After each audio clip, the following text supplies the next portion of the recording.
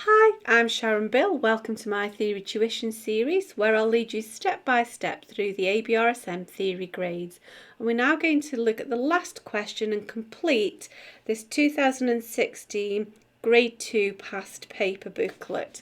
There are lots of resources available to help you on my website. If you visit sharonbill.com, you'll find some free PDF information sheets. They're available in US letter or A4 and they accompany each step of this series and include all the information that you need to understand for these grades. There's also a page with links to all of my YouTube video tutorials, and so if you want to revisit some of the material covered that's needed for these exams, you'll find tutorials on everything you need to know working through the music theory and practice workbooks amongst those tutorials. You can also access information about the books that I have available. I've written How to Take Your ABRSM Music Theory Exam, and it's full of tips and techniques on how to best prepare in your revision and the run-up to taking your exam, and also how to best make use of the time when you're actually sitting in the exam room. And so if you go to sharonbill.com, it's all there for you. If you can give me a like, that'd be great, and please subscribe to my channel to keep updated. Although this is the last of this booklet of papers, there's still loads more to come. And so now if you grab your pencil, make sure your pencil's sharp and your eraser and ruler are to hand, and we'll just turn to the very back of the booklet and we'll have a look at question 8 of the specimen paper. So all of the questions are going to be referring back to this little piece of music here. It says, look at this melody, which is adapted by a piece from Parry, and then answer the questions below. Now if we move to section A in the questions, in the new 2018 revised exams for the ABRSM exams, these will now be presented to you in multiple choice format. But we'll go ahead and answer these and give full definitions because it's good revision to do so. Have a go of these on your own first of all. It's always better to try and have a go yourself first rather than just work through with me. You'll learn it much more thoroughly that way. And so now I'll go through each of these with you. So moderato is a tempo direction and it means at a moderate speed. So that would answer that. Alla marcia means in the style of a march. So that will fully answer that one. F is short for forte, but we need to still say what it means, and it means loud. This is the crescendo mark. Looks like it's spelled crescendo. And as the diagram sort of obviously shows, it's a gradual opening up of sound, and so we would say that it means gradually getting louder.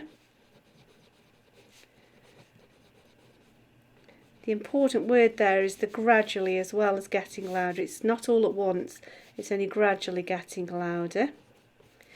Rit. Now rit could be short for ritenuto, but it's usually ritardando, which means gradually slowing down or gradually getting slower.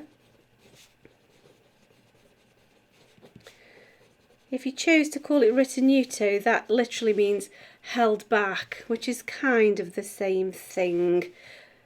It's a pulling back of the tempo. Let's carry on to section B. So section B asks us how many semiquavers or 16th notes are the tied notes in bars 7 to 8 worth in total. So let's go to bars 7 to 8 and look at the tied notes. So we're looking at these two notes here and we need to know how many semiquavers. And so this one, we know that one crotchet or 1/4 note divides into 2 halves, which divides into 4 quarters, and as this is a 2-beat note, that will be twice as much again, so that will be 8 because we're going to divide into 2 crotchets or quarter notes, then 4 quavers, and then 8 16ths or 8 semiquavers. So we've got 8 plus 4 equals 12. So I'll just rub those out now we've done a thinking. so we need that space later. So we know the answer to that is 12. Next question. The melody is in the key of G major. Draw a bracket over 3 notes next to each other that form the tonic triad in this key. A tonic triad is the chord built on the first, the third and the fifth notes of the scale. And so if we're in G major, we need a G, a B and a D. So we need to look and find those 3 notes next to each other and then draw a bracket over them. It may be that they're not in exactly that order, but we can just have a peep and see. So G, B, D. Okay, so I've scanned through and at bar 7 we've got a G, a B and a D. And so there's our tonic triad. Okay, back to the question. So the third part of question B, name the degree of the scale. So we're counting the steps of the scale of the first note of the melody. Remember that the key is G major, so G is 1, and so we need to see what the first note of this extract is. So if G is 1, then the next door note, GA, is 2, so that's the second. There we go. Which other key signature has the same key signature as G major? And so if you know your pairs of key signatures, G major is related to E minor because they both share the same key signature. Okay, last part of this question B. Answer true or false to this sentence. All the notes in bar 4 should be played with an accent. So let's have a look at bar 4.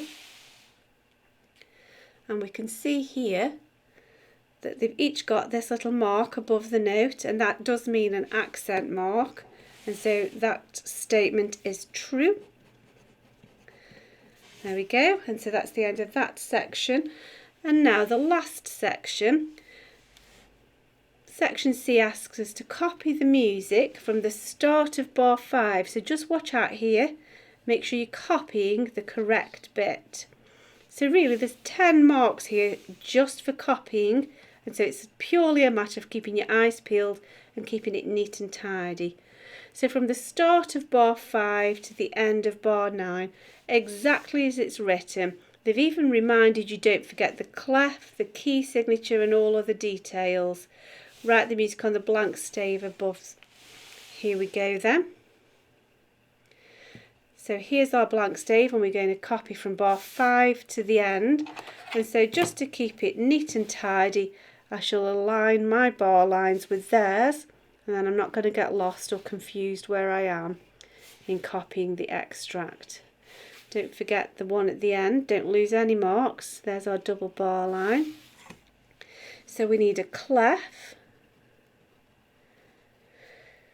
We don't need the time signature because the time signature only occurs in the first bar, so we just need the key signature. And now we need all the notes and all the details, so I'm just going to get the note heads in.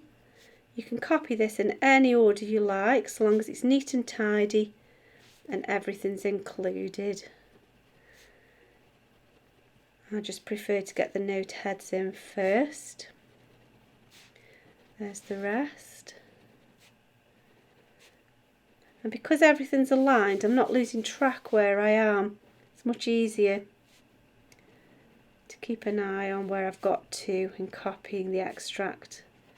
And I also know I'm not going to run out of space as well. Need a rest.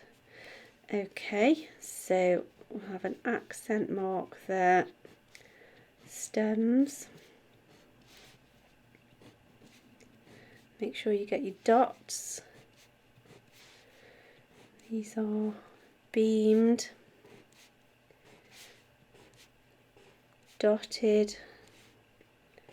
There we go. Okay, still haven't finished yet though. Need to make sure there's no phrasing, there's no slurs.